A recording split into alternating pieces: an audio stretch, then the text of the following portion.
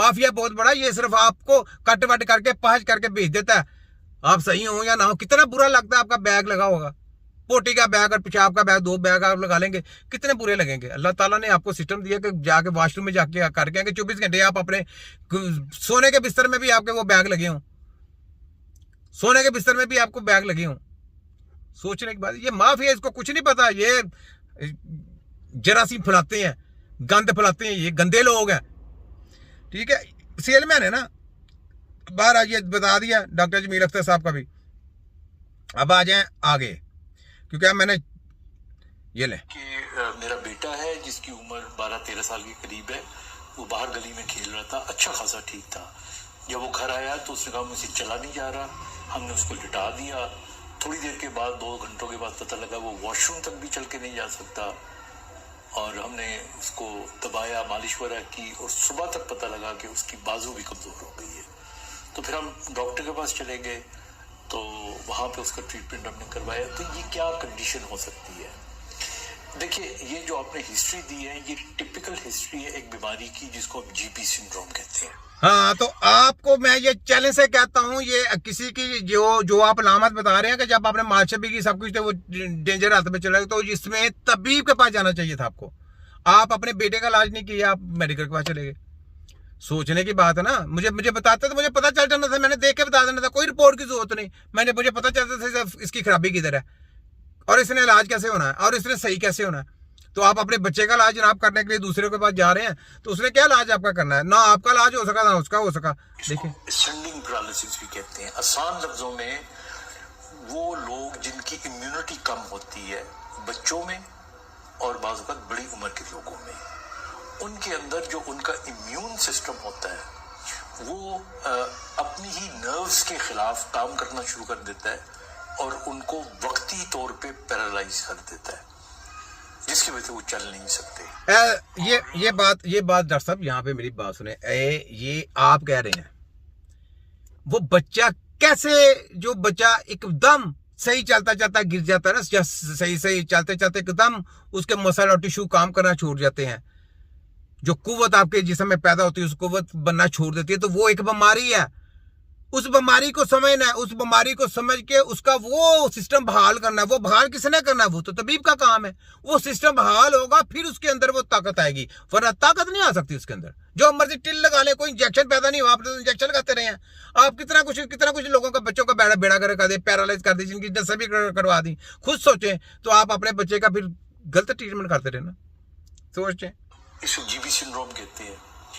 और आम तौर पे जब ये बीमारी होती है तो हिस्ट्री में ये मिलती है कि 15 दिन पहले या 20 दिन पहले, या मरीज का गला खराब हुआ था, कोई सांस की बीमारी हुई थी, या उसको पेट के कोई मोशन लगे थे, उसके 10-15 दिनों के बाद फिर ये कमजोरी हुई है। मैं आपको एक बात बताऊं, ना खांसी से होती है, ना सांस से होती है, ना जुकाम से होती है। ये मेडिकल माफिया के इंजेक्शनों से होती है, मेडिकल की दवाइयां खाने से होती है। याद रखना, ये किसी और जगह से नहीं होती। ये पूरा मुझे पता है। आप इस चीज को छोड़ दें, आपको नहीं पता, क्योंकि आपने वो रोंग तरीका बताना है। मैंने रोंग तरीकों को मैंने जब इसके ऊपर पीएचडी कर ली हुई है ना, तो मेरी पीएचडी को आप इधर आप अच्छा चले छोड़े, मैं आपकी बात से इत्तेफाक करता हूँ। चले जी, उसको खांसी लग गई, फलाना लग गई, टमकाना लग गई, तो उसका इलाज ही नहीं है आपके पास। वो खांसी कौन सी जिसका इलाज नहीं है? वो कौन सा जुकाम है जिसका इलाज नहीं? खांसी नजला जुकाम का तो इलाज हो सकता है, लेकिन जब ये बीमारी आ गई, तो अगर खांसी सही होगी तो इसको भी सही होना चाहिए। अगर जुकाम सही हो गया तो वो जुकाम से ये भी सही होना चाहिए। तो ये खांसी कितनी समझदार है, वो सही हो गई। जुकाम इतना समझदार है, वो सही हो गया, लेकिन बीमारी नहीं सही हुई।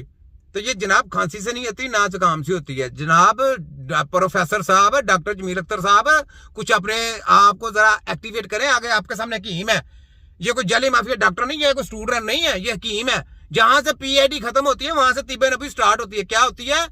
तिब्बे नबी स्टार्ट होती है। तो यहाँ पे नारा बनता है, वर्ल्ड मेडिकल साइंस हेल्थ खतरा आजाद, तिब्बे नबवी हेल्थ खतरा निजात। फिर मैं कहता हूँ ये है फोटोकॉपी डॉक्टर, ये है बुच्चर डॉक्टर, ये है मोची डॉक्टर। फिर मैं कहता हूँ सोचतानों ने सोचतानों की कुर्बानी दी, तब जाके ये वर्ल्ड मेडिकल माफिया पैदा हुई। और इनके ब्रेक्स तिब्बे नबवी के सिपाही अल्लाह ताला ने सदियों पहले पैदा कर दिए, क्योंकि ये इन सब की रगड़ के बैन बजाने के लिए। फिर मैं कहता हूँ लाखों करोड़ों जली पीएचडी एमबीबीएस कंसल्टेंट लेटर पैदा होते हैं, तो एक हकीम पैदा होता है जो इन सब की रगड़ के धज्जियां उड़ा देता है।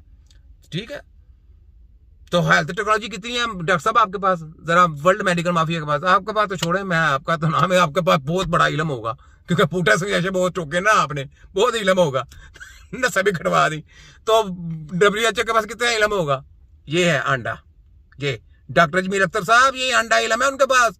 तो तिब्बे नबी के पास कितना इल्म है? 200 जी। दिमाग की टेक्नोलॉजी कितनी है? 500 जी। टोटल हो गया कितना? 700 जी। तो ना उनके पास दिमाग है तो ना टेक्नोलॉजी है, वो तो खोते के खोते हैं। तो जो उनकी स्टडियां करेगा, जो आगे उनसे आगे बातें करेगा, या उनके फार्मूलों को आगे बताएगा, या उनकी एडवाइस को आगे बताएगा, वो कौन होंगे? वो आपने डिसाइड खुद करना है, मैं क्यों करूं? मैं नहीं कह सकता, मैं बोला भाला हूं, छोटा सा मासूम सा आदमी, मुझे कोई इतनी बातें नहीं आती। तो ये जनाब डॉक्टर जमीर अख्तर साहब, ये बातें थी आपके लिए, और भी बड़ी वीडियो आपकी, ठीक है, ये होगी, आगे भी देखें। अच्छा, ये फिर डॉक्टर मार आ गया, लो क्या होता है ये आपने अक्सर अपनी हमारे रिपोर्ट में भी लिखा पड़ा होगा, डॉक्टर साहब ने भी ये बात लिखा होगा अपनी प्रेस्क्रिप्शन पे।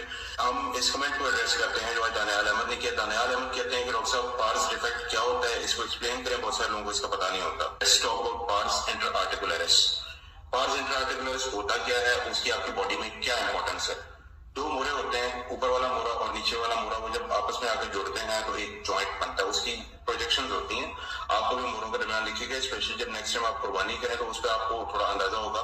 मोरे जब आपस में जुड़ते हैं तो एक जगह होती है जहाँ पे जॉइंट बनता है। उस जॉइंट का मकसद ये होता है कि आपकी स्पाइन को सपोर्ट देना, क्योंकि सारी बॉडी का वजन उस स्पाइन के ऊपर आगे पड़ा है ना, तो वो जॉइंट बनेगा, सपोर्ट मिलेगी, तो आपकी स्पाइन सीधी खड़ी होगी।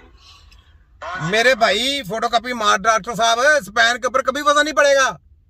स्पैन के ऊपर क्यों वजन पड़ना है? वो पूरी डिस्क के ऊपर वजन पड़ता है, स्पाइन तो नीचे है। स्पाइन पे वजन पड़ गया तो स्पाइन तो टेढ़ी होगी, वो तो चलेगी